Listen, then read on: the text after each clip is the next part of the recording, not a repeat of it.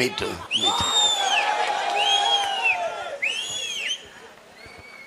எங்களின் உயிர்வோடும் உணர்வோடும் கலந்து வாழுகின்ற அன்பு உறவுகள் அனைவருக்கும் வணக்கம்.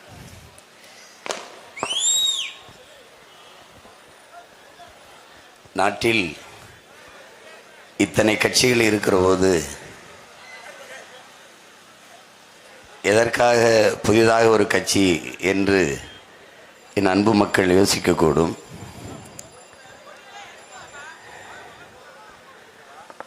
பல கட்சிகள் இங்கே ஆட்சி அதிகாரத்தில் இருந்து என் மக்களை ஆட்சி செய்திருக்கிறார்கள். இது ஆழ்ந்து என்னிலும் இளைய என் தம்பி தங்கைகள், பேரன்புமிக்க என் பெற்றோர்கள் சிந்திக்கணும். இது எதற்கு சொல்லுகிறேன் என்றால், உங்கள் அன்பு மகன் சிந்திக்க வேண்டும். சிந்தித்தால் ஏன், எதற்கு, எப்படி என்ற கேள்விகள் வரும். அந்த கேள்விகள் தான் அறிவின் பிறப்பிடம் என்கிறார். ஏன் என்ற கேள்வி எதற்கும் கேட்பீர், எப்படி என்ற விளக்கம் யாவற்றுக்கும் எழுப்புவீர் என்கிறான் சாக்ரட்டிஸ். எது ஒன்றையும் சந்தேகம் என்கிறான் மார்க்ஸ். ஆனால் சிந்தித்தால் சந்தேகம் வரும், சந்தேகத்தால் கேள்வி வரும். ஆனால் என் மக்கள் எதையுமே யோசிக்காம 60 ஆண்டுகளாக நீங்கள் 2 கட்சிக்கு மாறி மாறி வாக்கு போட்டு எங்களை தூக்கி இப்படி தெருவில் போட்டதை தவிர நீங்கள் சாதிச்சது என்ன சொல்லுங்கள்? நீங்கள் சரி பண்ணி விட்டுருந்தா நாங்கள் நேரம் இந்த கட்சியும் தேவையில்லை, ஒன்றும் தேவையில்லை. நான் படம் எடுத்து பிழைச்சிருப்பேன், விவசாயம் பார்த்துட்டு இருப்பேன், என் தங்கச்சி மருத்துவராக இருந்து மருத்துவம் பண்ணிட்டு இருந்திருப்பா. எல்லா வேலையும் விட்டு இந்த வீதியில் கத்த வச்சது யாருன்னா எங்கள் ஆத்தாலப்பேன் அண்ணன் தம்பி தான், என் மாமச்சனும் தான். ஒரு துளி சிந்தனையில் கூட மாற்றம் இல்லை. ஒரு தடவை ஏமாறலாம், 60 ஆண்டுகளாவா? பூனைக்கு பாலை, பசியோடு இருக்க பூனைக்கு பாலை காய்ச்சி வச்சிங்கன்னா, சூடாக இருந்ததுன்னா ஒரு முறை வந்து வாயை வச்சு சுற்றுச்சுன்னா திருப்பி வாழ்நாளில் வெள்ளையா எதை பார்த்தாலையும் வாய வைக்காது, சாப்பிடாது. ஒரு பூனைக்கு இருக்கிற பட்டறிவு கூட மானமுள்ள மனிதர் தமிழனுக்கு இல்லைன்னா என்ன அர்த்தம்? எத்தனை முறை ஏமாற்றப்பட்டிருக்கீங்க, எவ்வளவு பொய்யான வாக்குறுதிகளை நம்பி நம்பி இவர்களுக்கு வாக்கு செலுத்தியிருக்கிறீர்கள். என்ன மாறுதலை கண்டிருக்கிறீர்கள்? என்ன மாறுதலை கண்டிருக்குது? தடையற்ற மின்சாரம் இருக்கா? இலவச மின்சாரம் விவசாயிகளுக்கு கொடுத்தோங்கிறது நீங்க நம்புறீங்க. முதல் மின்சாரம் இருக்கா? யோசிச்சு பாருங்க. 9 லட்சம் கோடி கடன் இருக்கு தமிழ்நாட்டுக்கு. எப்படி கடனாச்சுன்னு யாராவது கேட்டீங்களா? எப்படி கடனாச்சு என்று சட்டசபையிலாவது யாராவது எழுப்பி பார்த்திருக்கீங்களா? எந்த துறையில் இழப்பில்லை. மின்துறைக்கு 1 லட்சம் கோடி, போக்குவரத்துக்கு 1 லட்சம் கோடி. எப்படி இழப்பு வருது? எப்படி கேட்டால் இலவசம் கொடுத்தோங்கிறீங்க. இலவசமாக நான் கேட்டேன்னா பஸ்ஸை தரமாக ஓட்டு. நாங்கள் இங்கேருந்து ஊருக்கு இப்போ இடம் இருந்த போதெல்லாம் தனியார் பேருந்தில் போகும்போது காசு கட்டி தானே போகிறோம்.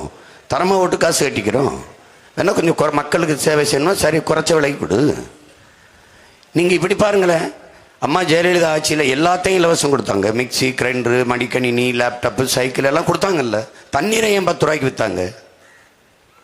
தண்ணீரை ஏன் விற்கணும்? தண்ணீரை ஏன் இந்த அரசால இலவசமாக தரமான தண்ணீரை மக்களுக்கு விநியோகம் பண்ண முடியல? ஏன் முடியல? தண்ணீரை இலவசமாக கொடுத்தால் தண்ணீரை விற்கிற தனியார் முதலாளி பாதிக்கப்பட்டு போயிடுவான். அவன் பாதிக்கப்பட்டா இவனுக்கு என்ன? அவன் பாதிக்கப்பட்டா அவன்கிட்ட வர்ற 300-400 கோடி கமிஷன் போயிடும். அப்போ நீங்கள் எங்கே முதலமைச்சரை தேர்வு பண்ணுறீங்களா, பிரதமரை தேர்வு பண்ணி? இல்லை, கமிஷன் புரோக்கர்ஸை தேர்வு பண்ணுகிறீர்கள். அதற்கு ஒரு தேர்தல், அதற்கு நாமல் வரிசையில் வாக்கு செலுத்தணும். நாங்களும் இதெல்லாம் மாற்றிடுவோன்ட்டு நம்பிக்கையில் கத்திட்டு கிடக்குறோம். என்ன நடக்குது இங்கே? என்னைக்கு உங்களுக்கு ஒரு அறச்சீற்றம் வரணும்ல, ஒரு கோபம் வரணும்ல, ஒரு வெறி வரணும்ல, என்ன தாண்டா நடக்குது இங்கே அப்படின்னு. சாலைக்கு பேர் தேசிய நெடுஞ்சாலைன்னு வச்சான். சரி, தேசிய நெடுஞ்சாலை 100 கிலோமீட்டருக்கு ஒருத்தன் இடையில கட்டையை போட்டு காசு பறிக்கிறான். அவன் யாரு? அவன் தனியார் முதலாளி. அப்போ ரோட்டை பிரித்து விற்றுருக்க. அப்போ அப்படி தானே? ஆனால் எந்த காருக்கு வரி எடுக்கலை, ரோடு டாக்ஸ், சாலை வரி எந்த காருக்கு எடுக்கலை, எந்த மோட்டர் பைக்கு எடுக்கலை, எந்த லாரிக்கு எடுக்கலை. எல்லா வாகனத்திற்கும் நீ ரோடு டாக்ஸ் எடுத்திருக்க, சாலை வரி எடுத்திருக்க. அப்போ அந்த காசை வச்சு தானே நீ ரோடு போட்டிருக்கணும்.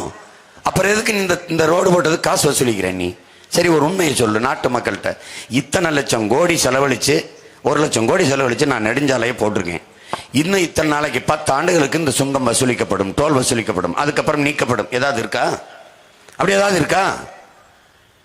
எப்படி ரோட்டை கூறு போட்டு வித்தவன் நாட்டை விற்கலன்னு நீ எப்படி நம்புற? எப்படி நம்புற? பிரகாஷ்ராஜ் சொல்றாருல என் சகோதரர், எவ்வளவு வலிதோய்ந்த வார்த்தை அது. மோடி டிவி தாருங்கிறத நம்புற என் நாட்டு மக்கள் அவர் நாட்டை வித்து கொண்டிருக்கிறாருங்கிறத நம்ப மறுக்கிறார்கள் என்று சொல்றார். எதையாவது ஒன்றை நம்ம கவனிச்சு பார்க்கிறோமா? வெறும் அரசியல் வாக்கு செலுத்துறது மட்டும்தானா? மாவீரன் சுபாஷ் சந்திர போஸ் என்ன சொல்றாருன்னு பாருங்க. ஒரு கட்சியை ஏற்றுக்கொண்டு, ஒரு கட்சியின் தலைமையை ஏற்றுக்கொண்டு அது என்ன தவறு செய்தாலும் சகித்து கொள்ள வேண்டும், சகித்து கொண்டே இருக்க வேண்டும் என்பதுதான் நாட்டில் தேசப்பற்று என்றால் அது என் கால் செருப்புக்கு சமம்ங்கிறான். எவன் தவறு செஞ்சாலும் தவறு தான். அப்படி 60-70 ஆண்டுகளா சகித்து சகித்து சகித்து அடிமை எப்படி பிறக்கிறான்? அநீதியை எதிர்க்க துணிவில்லாதவன் சகித்துக் கொள்ளுகிறான். தொடர்ச்சியா சகித்துக் கொள்ளுகிறவன் அடிமையாகிறான். அவ்வளவுதான். இப்படித்தான் இந்த மண்ணில் என் மக்கள் அடிமையானது.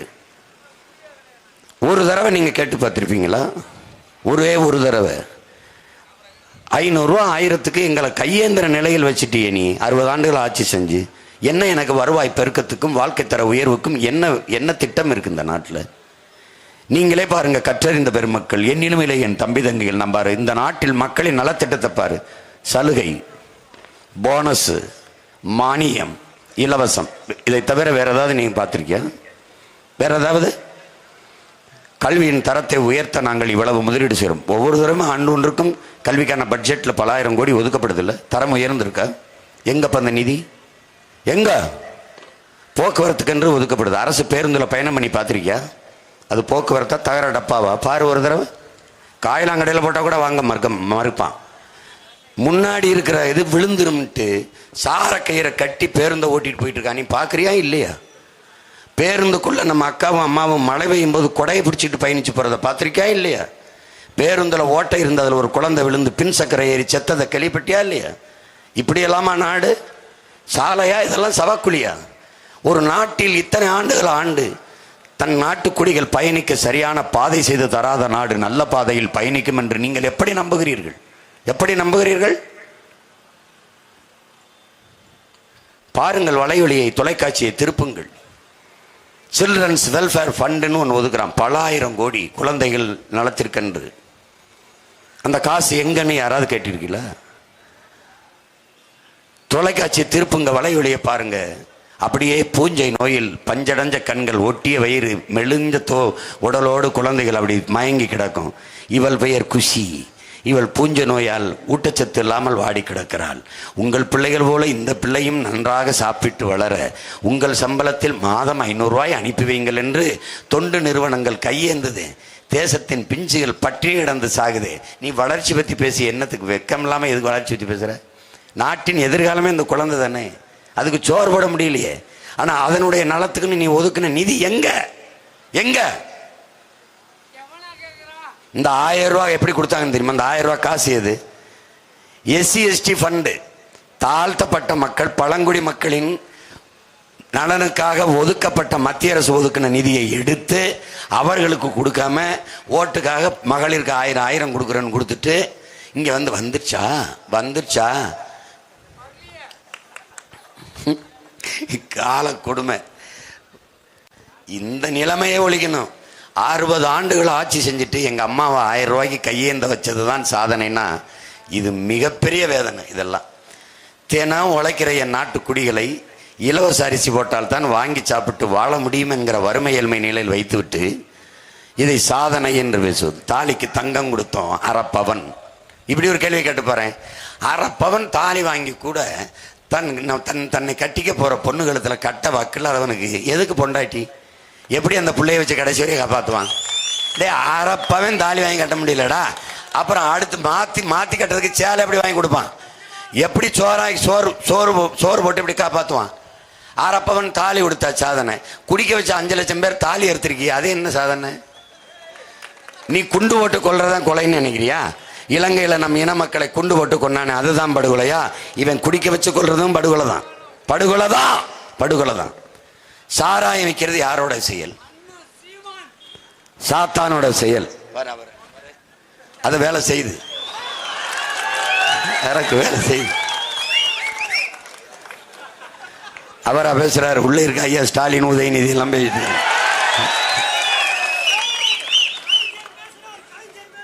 கலைஞர் சாராயம் வித்து வர்ற காசில் என்ன நலத்திட்டத்தை தீட்டி விட முடியும் என்று என்னோடு நிற்கிற என் அன்பு தம்பி தங்கையில் அருமை பெற்றோர்கள் சிந்திங்க. ஒரு நாட்டின் மக்களை நீங்க அவங்க விளம்பரம் எப்படி தெரியுமா? மது, அதாவது சாராயம், மது நாட்டுக்கு, வீட்டுக்கு, உயிருக்கு கேடு. வீட்டுக்கு கேடு, உயிருக்கு கேடு. நாட்டுக்கு என்ன கேடு? 50,000 கோடி ஒரு ஆண்டுக்கு வருமானம். நாட்டுக்கு கேடு. நாட்டுக்கு கேடான மதுவை எந்த நாடு விற்கும்? இது கேள்வி. இதுக்கு பதில் இருக்கா? பதில் இருக்கா? நம்ம எப்பவுமே கோவப்பட்டதில்லை, கவனிக்கிறது இல்லை. ஏன்னா நம்ம ஓடிக்கொண்டே இருக்கோம். வறுமையை துரத்தி விடுறதுக்கு நமக்கு என்ன செய்ய, தினம் வேலைக்கு போனால் தான் சாப்பாடு. ஓடிக்கிட்டே இருக்கோம். ஆனால் என்ன நடக்குது? கேரளாவில் முழுமையான கல்வி அறிவு பெற்ற மாநிலங்களில் கேரளா இருக்குது. இப்போ நம்ம 100 பேர் இருக்கோம்னா 90 பேர் தான் படிச்சிருக்காங்க சீமான், 80 பேர் தான் படிச்சிருக்கான். 100 பேரையும் முழுமையாக 100 விழுக்காடு கல்வி அறிவு பெற்ற மாநிலமாக நம்ம மாநிலத்தை மாற்றணும்.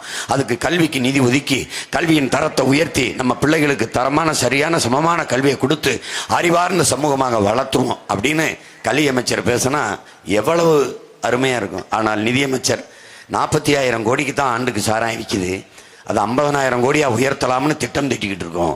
அப்படின்னா என்ன அர்த்தம்? இன்னும் கொஞ்சம் கூடுதலாக குடிகாரர்களை உருவாக்கலாம்னு இருக்கோம்.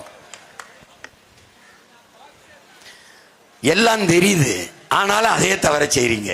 அதுக்குதான் எங்க தாத்தா பட்டுக்கோட்டை கல்யாண சுந்தரம், முன்பு புத்தன் வந்தார், பிறகு இயேசு வந்தார், அப்புறம் காந்தி வந்தார், என்னென்னமோ பேசுனாங்க, எதையோ எழுதி வச்சாங்க, எல்லாத்தையும் தான் படிச்சிங்க, என்ன பண்ணி கிழிச்சிங்கன்னு கேட்ட. நம்மளை பார்த்தா எல்லாம் இருக்கு. பைபிள் இருக்கு, குரான் இருக்கு, பகவத்கீதை இருக்கு, தத்துவங்கள் இருக்கு, கோட்பாடுகள் இருக்கு, முன்னோர்கள் தந்த நன்னெறி இருக்கு, எல்லாம் படிக்கிறான். ஆனாலும் இந்த அநீதிக்கு துணை போறான். அக்கிரமம் தெரியுது, தவறுன்னு தெரியுது. ஐயோ கொள்ளையடிக்கிறான், ஐயோ ஊழல் செய்யறான், ஐயோ என் மலையை நொறுக்கி கொண்டு போறான், ஐயோ என் மணலை அள்ளிக்கிட்டு போறான். ஆனாலும் அவனுக்கு கோபம் வரல, சகித்துக்கிட்ட. அப்படி என்ன செய்ய முடியும் என்று கேட்காத. ஒன்னு செய்ய முடியும். ஒன்னால ஒரு ஓட்டை உண்மையும் நேர்மையாக உங்கள் பிள்ளைகளுக்கு, நிக்கிற பிள்ளைகளுக்கு போட முடியும். ஒரு தடவை போட்டு பாரு. இந்த தேர்தலில் நிக்கிற எந்த வேட்பாளர் புதியவர்? திமுக பலமுறை அன்றுச்சு. போன முறை 2019 39 பாராளுமன்ற உறுப்பினர்களை அனுப்பினீர்கள். உங்களின் பிரச்சனை என்ன அங்க பேசப்பட்டது? உங்களுக்கான குரல் எப்போது ஒலிக்கப்பட்டது, முழங்கப்பட்டது? ஒன்றும் இல்லை, ஒண்ணுமே கிடையாது. 5 ஆண்டு உட்கார்ந்து மேசையை தேய்ச்சதான் மிச்சம். இப்ப மறுபடியும் கொடுத்தாலும் அதே தான் நடக்கும். திமுகவுக்கு போடலைன்னா பிஜேபி வந்துடும், பிஜேபிக்கு போடலைன்னா பிஜேபி வராது. இல்ல அதான் நீ செய்யணும். சீமானுக்கு போட்டா பிஜேபி வந்துடும். இது மாதிரி உலகத்துல எந்த பைத்தியக்காரன் பேசுவான்? சீமானுக்கு போட்டா சீமான் தான் வருவான், சீமானுக்கு போட்டா பிஜேபி வந்துடும். இது என்னடா புது கதையா இருக்கு? என் வீட்டுல சுவிட்ச போட்டா என் வீட்டுல தாண்டா லைட் எரியும், உன் வீட்டுல அப்படிடா எரியும். திமுகவுக்கு போட்டா பிஜேபி வராதுன்னா இப்ப வந்துருச்சுன்ற. எப்படி? கதவை திறந்து விட்ட காவாலி பேல வந்தான்டா.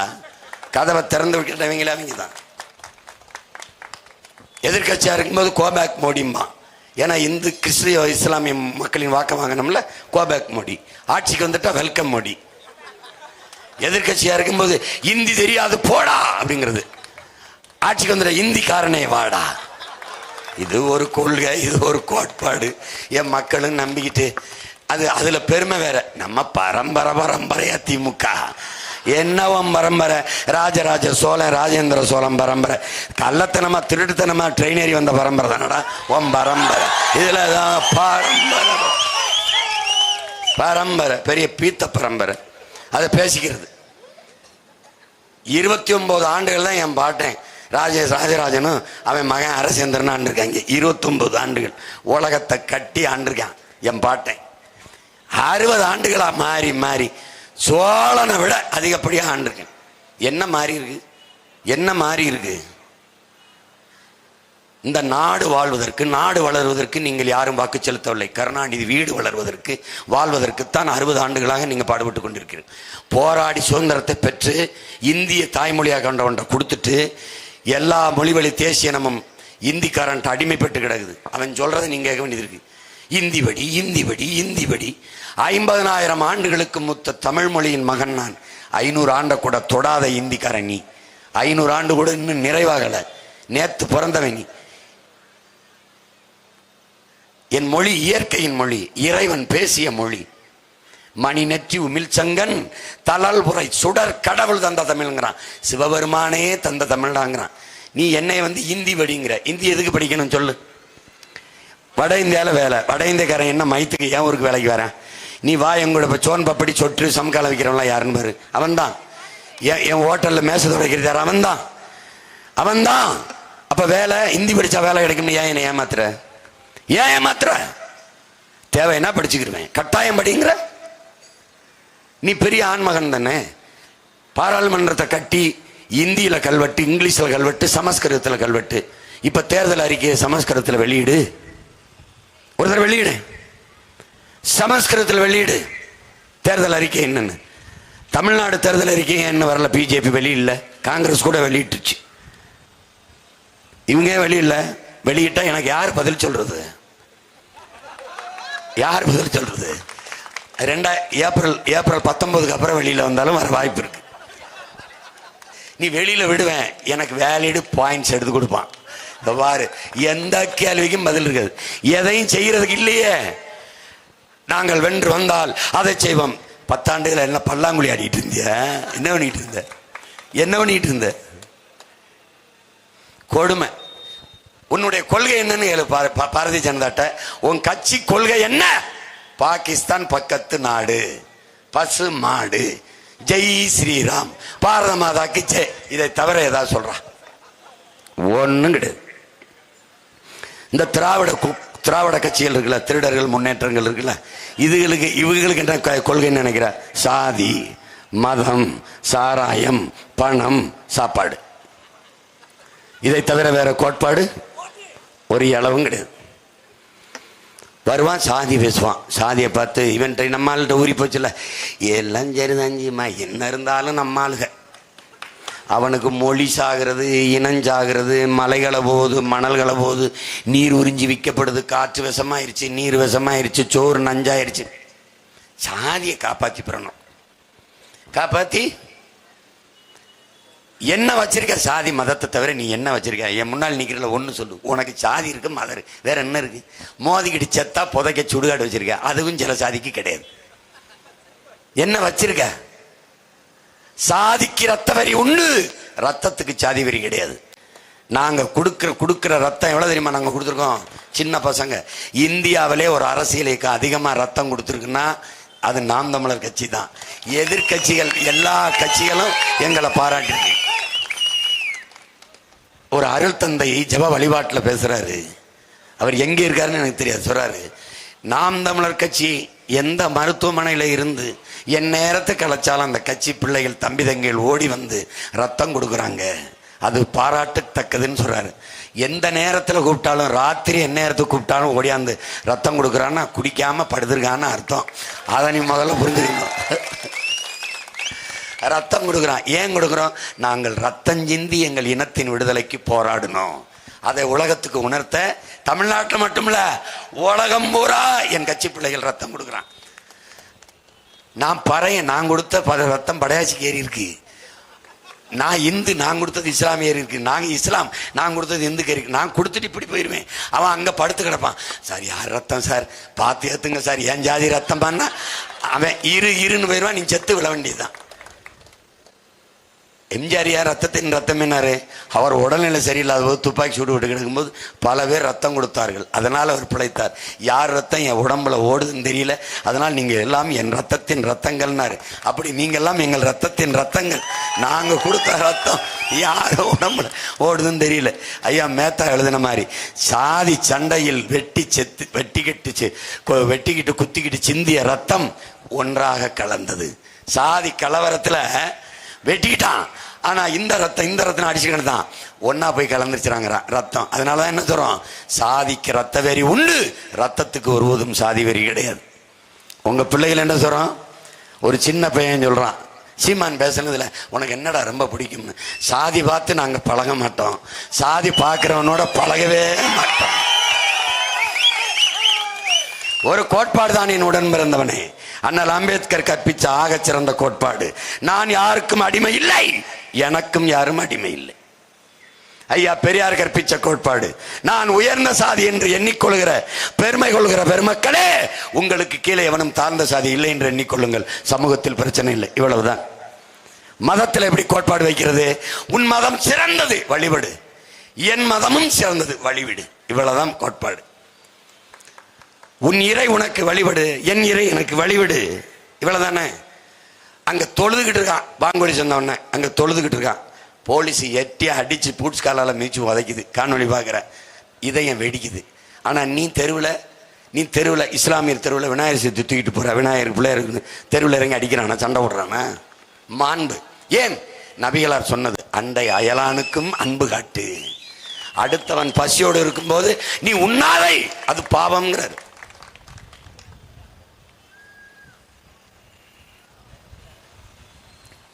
ஏதோ பாருங்க,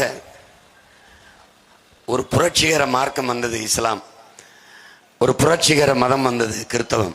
இயேசுபிரான் சொல்லுகிறார், இயேசுபிரான் உன் இனம் சார்ந்தவனிடத்திலே உன் அரசாட்சி இருப்பது மாதிரி பார்த்துக்கங்கிறார். அதைத்தான் நான் பேசுறேன், என்னை பாசிஸ்டுங்கிறேன். அதை தான் நானும் சொல்றேன், அதை தான் சொல்றேன். என்ன சொல்றார்? நல்லாண்மை என்பது ஒருவனுக்கு தான் பிறந்த இல்லாண்மை ஆக்கி கொள்ளல்னு என்னுடைய வேதம் சொல்லுது, திருக்குறள். அதை என் பாட்டனார் வள்ளுவேன். அதைத்தான் நான் சொல்றேன், என்னைய பாசிஸ்டுங்கிறேன், இனவெறிங்கிறேன். அது என்னடா, அடுத்தவனுக்கு இருந்தா அது தேசப்பற்றாருக்கு, எங்களுக்கு இருந்தா அது இனவெறியாயிருது. தமிழ் தேசம் செப்பரேட்டிசம், பாசிசம், அந்த இசம், இந்த இசம், இனவெறி, செரங்கு, சொறி. அப்ப ஏன்னா தெலுங்கு தேசத்தோட கூட்டணி வைக்கிற வெட்டங்கட்டவன இதுக்கடா வைக்கிற? அவன் தெலுங்கு தேசம் கட்சி வச்சிருக்க, அப்படி என்டிஆர் விழுந்து அவரோட கூட்டணி வைக்கிற. அது தெலுங்கு தேசம் என்றால் இது தமிழ் தேசம். தமிழ் தேச அரசியல் என்றால் என்னன்னு என்கிட்ட கேளு. திராவிடம்னா என்னன்னு கேளு. திராவிடம்னா நான் சொல்றதான் சரியான விளக்கம். தமிழர் அல்லாதவர் வசதியாக வாழ்வதற்கும் ஆள்வதற்கும் கொண்டு வரப்பட்ட ஒரு தத்துவம் திராவிடம். தமிழ் தேசம், இது தேசம், தமிழ்நாடு. அப்படி என்றால் தமிழ் தேசம். இங்கு வாழ்கிற மக்கள், அவர்களின் மொழி, கலை, இலக்கியம், பண்பாடு, வேளாண்மை, வழிபாடு எல்லாவற்றையும் பாதுகாப்பது, பெண்ணிய உரிமை, தொழில் வளர்ச்சி, பொருளாதார மேம்பாடு, எல்லாருக்கும் கல்வி, கல்விக்கேற்ற வேலை, வேலைக்கேற்ற சம்பளம், அதை கொண்டு வாழ்கிற பெருமை மிக்க வாழ்வு, காட்டு வளம், கனிம வளம், மலை வளம், கடல் வளம், நிலவளம், நீர்வளம், மணல் வளம், இவற்றை எல்லாம் காப்பது. இதுக்கெல்லாம் ஒரு அரசியல் இருக்குது. என்ன அரசியல்? தமிழ் தேச அரசியல். தமிழ் தேச அரசியல், தமிழ் தேசம். இவ்வளவுதான். அப்படி ஒரு விளக்கத்தை திராவிட கட்சியார்ட்ட, தம்பி உதயநிதிட்ட கேட்டு நாளைக்கு அனுப்பி விடுப்பா. இல்ல ஐயா ஸ்டாலின் கேளு, ஐயா திராவிடம்னு சொல்றாங்களேன்னு. கடைசியா ஒரு நாள் சொல்லிட்டு, அப்படி ஒரு கல்யாணம் திருமண வீட்டில் போய் திராவிடம் என்று கேட்கிறார்களே, என்னவென்று இந்த நடந்திருக்கிறதே, இந்த திருமணம் தான் திராவிடம். ஓ, திருமணம் நடத்திருக்கிறது திராவிடமா? ஐயோ, என்னை பத்தா அம்மா எனக்கு பாஸ்போர்ட்டை தரமாட்டேங்கிறாங்க. இல்லைன்னா உண்மையிலே நான் வேற நாட்டுக்கு போயிடுவேன். உண்மையிலே போயிடும். இப்போ ஒன்றும் கெட்டு போகல, பாப்பேன், போராடி பாப்பேன். இல்லைன்னா ரெண்டு மயங்களையும் பொண்டாட்டியும் கூட்டிக்கிட்டு இப்படியே போய் அந்த இது அருணாச்சல பிரதேசம் இருக்குல்ல, அருணாச்சல பிரதேசம் அதை என்னதுங்கிறான் சீனா. நம்ம 58 இன்ச்சு அமைதியா இருக்கு, ஒன்றும் பேசுற மாதிரி இல்லை. இந்தியா நேஷன் ஹே, அது அருணாச்சல பிரதேசத்துலேருந்து ஒரு பேச சொல்லு, பேச மாட்டேன். அப்படியே அவன் வந்து 11 மாவட்டத்துக்கு சைனீஸ்ல பேர் வச்சுட்டு, மலைகளுக்கெல்லாம் சைனால பேர் வச்சு பலகை வச்சுட்டு போயிட்டான். இது எப்படி? இது ஆரணி, இது திருவண்ணாமலை அப்படின்னு போர்டு வைப்போம்ல, அந்த மாதிரி பலகை வச்சுட்டு சீனாக்காரன் போயிட்டான். வாயை திறக்கலையே. அவன் என்ன சொல்றான்? அருணாச்சல பிரதேசம் என்னது, நீ இங்க சீனாவுக்கு வர பாஸ்போர்ட் விசா தேவையில்லைங்கிறான். எனக்கு எவ்வளவு வசதியா போச்சு பத்தியா? நான் பாட்டுக்கு அப்படி, ஐயா நான் உள்ள வந்துடுறையா, அவ்வளவுதான். இப்ப நீ அதான் நடக்க போகுது. ஒரு நாள் திடீர்னு சீமானை காணாமல் தேடுவேன், நான் சீனால இருந்து உனக்கு போன் அடிக்கிறேன். வேற என்ன செஞ்சுற? எவ்வளவு நாளைக்கு தான் கத்த சொல்ற? இன்னைக்கு இந்த மாதிரி கத்தாத இதெல்லாம் ஓட்டலாம் கேட்டு டாக்டர்கிட்ட போனா, ஒரு குழாயை விட்டு இப்படி ஒரு கேமரா விட்டு எடுத்து உன் தொண்டையை எப்படி வெஞ்சிருக்கேன்னு 2 பக்கம் அப்படி புண்ணாகி ரத்தம் கசிஞ்சு கொட்டும். அப்ப சொல்லுவாரு, நீ 2 மாசத்துக்கு பேசாதேன்னு. 2 மாசத்துக்கு பேசாம இருக்கிற ஆளா நான்? சார் வேற ஏதாவது மருந்து கொடுங்க டாக்டர், தயவு செய்து விட்டுருங்க. ஏன்? மூச்சை இழக்கலாம், பேச்சை இழக்க முடியாது. ஏன்னா அடிமை, நான் உரிமைக்கு பேசித்தான் ஆகணும். மாதிரி என் அன்பு தம்பி தங்கிகள், அருமை உடன் பிறந்தார்கள், பேரன்புமிக்க என் பெற்றோர்கள், எளிய பிள்ளைகள், எங்களை வெல்ல வையுங்கள். உண்மையை தேடுங்கள், நேர்மையை தேடுங்கள். நபிகளார்ட்ட ஒருத்தர் கேட்கிறாரு, நபிகளே இந்த தீமையை எப்படி வெல்வீர்கள்? என்ன சொல்லியிருப்பார் நினைக்கிறீங்க? நான் நன்மையை வைத்துத்தான் வெல்வேன். அப்படி இந்த தீமைகளை உங்கள் பிள்ளைகள் இந்த நன்மைகளை உண்மைகளை வைத்து வெல்லுங்கள். வரலாற்று இப்படி ஒரு மாறுதலை செஞ்சா என்ன? பெரிய பெரிய கட்சியெல்லாம் போட்டிடுச்சுங்க, கூட்டணி வச்சு 10 ஆண்டு ஆண்ட பாரதிய ஜனதா, அப்புறம் காங்கிரஸ், அப்புறம் திமுக, பெரிய பெரிய கூட்டணிங்க. பல ஆயிரம் கோடிகளை கொட்டி ஒரு தொகுதிக்கு 150 கோடினா எவ்வளவு வருதுன்னு நீங்க கணக்கு பார்த்துக்க. எல்லாம் செலவிடாங்க. ஒரு வயசா இல்லைங்க, சின்ன சின்ன பசங்கங்க, 20 பெண் பிள்ளைங்க, 20 ஆண் பசங்க வந்து நின்னாங்க. ஒரே ஒரு கட்சி தனிச்சு நின்று ஓட்டுக்கு காசு கொடுக்காம வென்றுட்டாங்க. வரலாற்றில் எவ்வளவு பெரிய புரட்சி நடந்துரும்னு பாருங்க. உலகம் திரும்பி பார்த்துரும் பாருங்க. இந்திய நாட்டின் தேர்தலில் ஒரு கட்சி தனிச்சு நின்று வாக்குக்கு காசு கொடுக்காம, கூட்டணி இல்லாம, கொள்கையை மட்டும் பேசி மக்களின் நன்மதிப்பை பெற்று வென்று விட்டார்கள் என்றால் வரலாற்றில் அதைவிட ஒரு புரட்சி எதுவும் இல்லை. அந்த புரட்சியை இந்த ஆரணியிலிருந்து நீங்கள் ஆரம்பித்து வையுங்கள் என்று என் அன்பு சொந்தங்களிடத்திலே வேண்டுகிறேன். என் அருமை உடன் பிறந்தவர்களே, மாற்றம் வர வேண்டும், மாற்றம் வர வேண்டும் என்று வார்த்தையில் சொல்லிக்கொண்டு பயனில்லை. மாற்றம் என்பது சொல் அல்ல, அது ஒரு செயல்.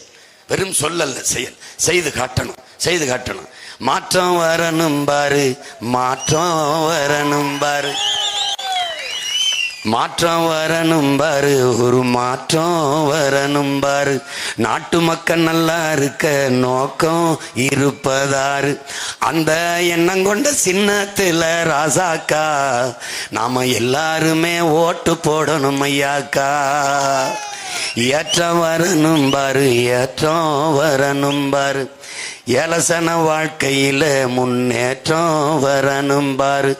அந்த எண்ணம் கொண்ட சின்னத்துல ராசாக்கா நாம எல்லாருமே ஓட்டு போடணும் ஐயாக்கா. முயற்சி எடுக்க வேணும், முடிவு பண்ணி பார்க்க வேணும். ஏன் மக்களெல்லாம் ஒன்னா சேர்ந்து ராசாக்கா மைக்கு சின்னத்திலே ஓட்டு போடணும் ஐயாக்கா. மாற்றம் என்பது மானுட தத்துவம். மாறாது என்ற சொல்லை தவிர மற்றவை அனைத்தும் மாறிவிடும் என்கிறான் மாமேதை மார்க்ஸ். நாம் மாறுவோம், மாற்றுவோம். என் அருமை சொந்தங்களே, இந்த ஆரணி தொகுதியிலே நிற்கிற என் அன்பு தங்கை, என் உயிருக்கினிய என் உடன் பிறந்தால் மருத்துவர் பாக்கியலட்சுமி அவர்களை நிறுத்தி இருக்கிறேன். மருத்துவ பணியை இடைநிறுத்தம் செய்துவிட்டு இந்த தேர்தலில் போட்டியிடுகிறாள். காரணம், நோய்க்கு மருந்து கொடுத்து, தேக நோய்க்கு மருந்து கொடுத்து குணப்படுத்துவது வேறு, தேசம் நோய்பட்டு கிடக்கிறது, அதுக்கு அதை குணப்படுத்த வேண்டும் என்பதற்காக என் தங்கை 16 மருத்துவர்களுக்கு நான் வாய்ப்பு கொடுத்து நிறுத்தியிருக்கிறேன். நோயாளிகளுக்கு மருந்து கொடுத்து குணப்படுத்துவதல்ல மருத்துவர்களின் பணி. நோயாளிகளே உருவாகாத ஒரு சமூகத்தை படைப்பதுதான், உருவாக்குவதுதான் மருத்துவர்களின் வேலை என்பதை இந்த மக்களுக்கு உணர்த்துவதற்கு, என் பிள்ளைகளுக்கு உணர்த்தி இந்த களத்திலே நிறுத்தியிருக்கிறேன். குற்றவாளிகளை பிடித்து கூண்டில் நிறுத்துவதல்ல காவல்துறையின் வேலை. குற்றவாளிகளே உருவாகாத ஒரு சமூகத்தை உருவாக்குவதுதான் காவல்துறையின் வேலை. ஆசிரியர்களின் பணி அறிவார்ந்த சமூகம் படைப்பது, ஒழுக்க மிகுந்த சமூகம் படைப்பது. அதனால் ஆசிரியர்களுக்கு வாய்ப்பு, அதனால் பொறியாளர்களுக்கு வாய்ப்பு. பொறியாளர்களுக்கு எதற்கு வாய்ப்பு? வெளிப்படையாக அநீதிகளால் கட்டப்பட்ட சமூகத்தை தகர்த்து முற்றுமுழுதாக புதிய ஒரு சமூகம் படைக்க பொறியாளர்களுக்கு வாய்ப்பு. அறிவார்ந்த பிள்ளைகளை, ஆகச் சிறந்த தகுதியும் திறமையும் வாய்ந்த பிள்ளைகளை தேடி தேடி தொகுதிகளில் வேட்பாளராக நிறுத்தியிருப்பது என் மண்ணையும் மக்களையும் காக்க வேண்டும், அடிமை நிலை, வறுமை, ஏழ்மை நிலையிலிருந்து மீட்க வேண்டும் என்பதற்கு. உங்கள் பிரதிநிதி பாராளுமன்றம், சட்டமன்றம் என்றால் மக்களின் பிரதிநிதி. மக்களின் பிரச்சனைகளை அங்கே சபையிலே பேசி அதுக்கு தீர்வு காண்பதுதான் அவர்களின் பணி. அப்படி ஆரணி தொகுதியிலே இருக்கிற மக்களின் பிரச்சனைக்கு என் தங்கை இதே ஒளி வாங்கி முன்பு நின்று உழைக்கும் மக்களை உங்களின் உரிமைக்காக ஓங்கி முழங்குவாள் என்கிற உறுதியை தருகிறேன். என் உயிர் தங்கை பாக்கியலட்சுமிக்கு நீங்கள் மைக்கு சின்னத்திலே வாக்களித்து வெற்றி பெற செய்யுங்கள். புரட்சி எப்போதும் வெல்லும். உங்கள் பிள்ளைகள் எங்களின் வெற்றி அதை சொல்லும். இலக்கு ஒன்றுதான், இனத்தின் விடுதலை. இனம் ஒன்றாவோம், இலக்கை வென்றாவோம். தமிழ் தாய் வாழ்க, தலைவர் பிரபாகரன் வாழ்க, நாம் தமிழர். தமிழ்த்தாய் வாழ்க, தலைவர் பிரபாகரன் வாழ்க.